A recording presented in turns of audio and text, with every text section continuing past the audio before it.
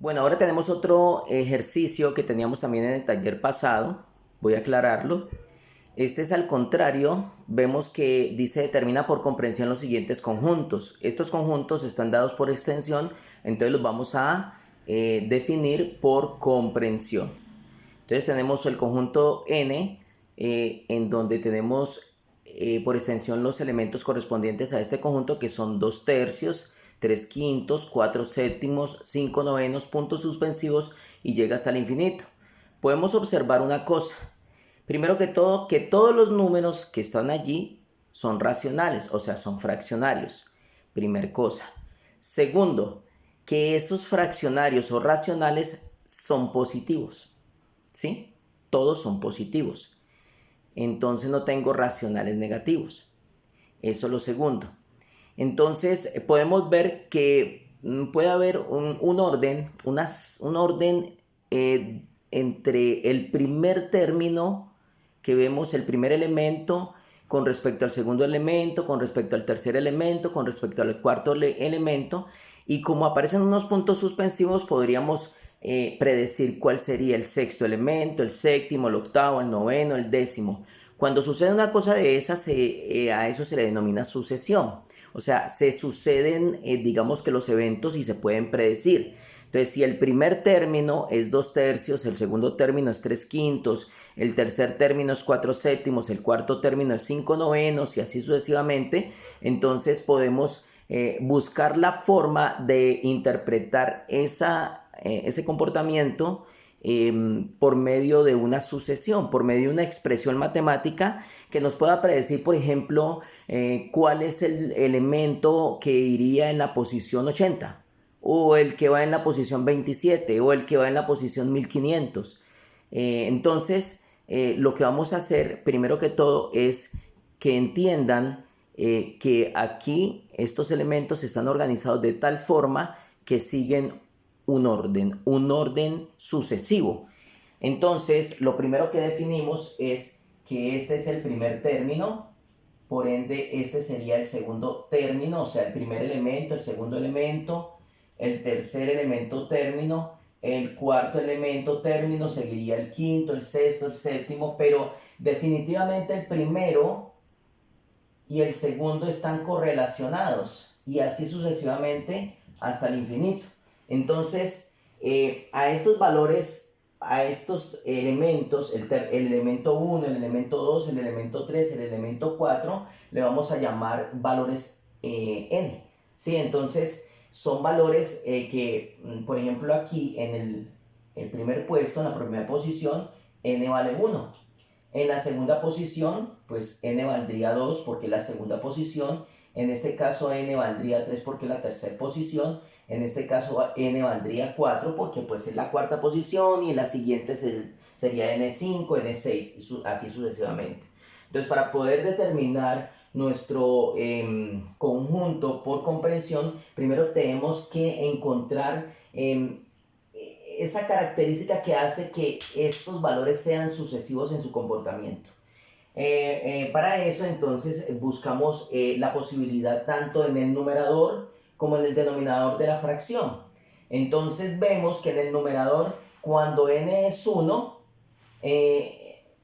cuando estamos en el primer término, el valor del numerador es 2. Entonces podríamos decir cómodamente que si en este caso n es la primera posición, entonces diríamos que en la primera posición n es igual a 1, ¿sí? Y el comportamiento del numerador es 2, entonces diríamos que sería para que si n es 1 y se convierta en 2, pues entonces simplemente sería a esa n sumarle 1, ¿sí? Si n en la primera posición es 1, entonces en este caso sería 1, y le sumamos 1, pues me daría ¿cuánto? 2. Y eso se debe cumplir para todas en el numerador. Miremos cuando tenemos la segunda posición. En la segunda posición, pues ¿cuánto vale n? Pues vale 2 porque es la segunda posición. Vamos a ver si sumarle 1 me daría el numerador en este punto. Entonces, como n más 1, dice n más 1, entonces sería, en este caso, perdón, este sería 1 más 1, que da 2, y este 2 es este de acá.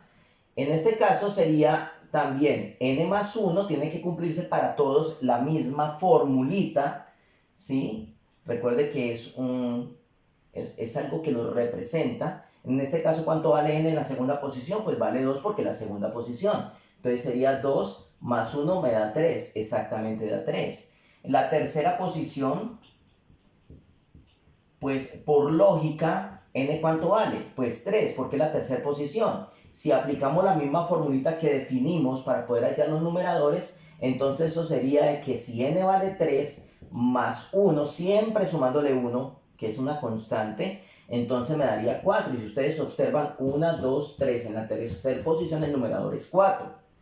Y miremos en la cuarta posición.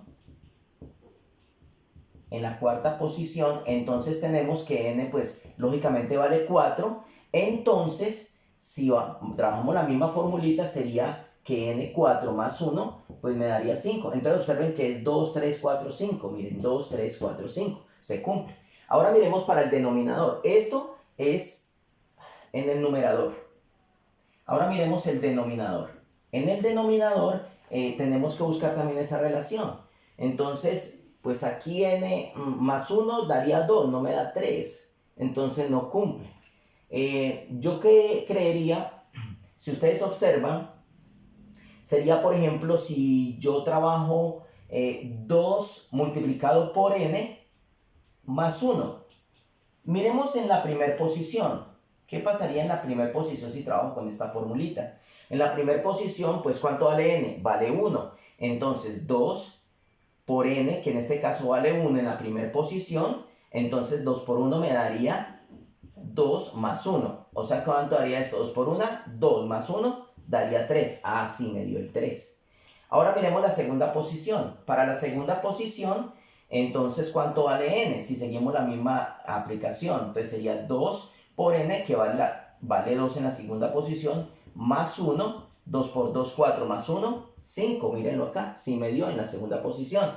Miremos en la tercera posición cómo se comporta. Entonces sería 2 por 3, que es la tercera posición, más 1, 2 por 3, 6, más 1, 7. Claro, mírenlo acá. En la cuarta posición, entonces miremos si también se cumple. Entonces sería 2 por 4 más 1, 2 por 4, 8 más 1, daría 9. Mírenlo acá. Entonces tenemos pues ese sería como el orden, como lo que domina esa representación. Por lo tanto, entonces armemos el paquete completo. Ya habíamos dicho que para que diera el numerador, la formulita era n más 1.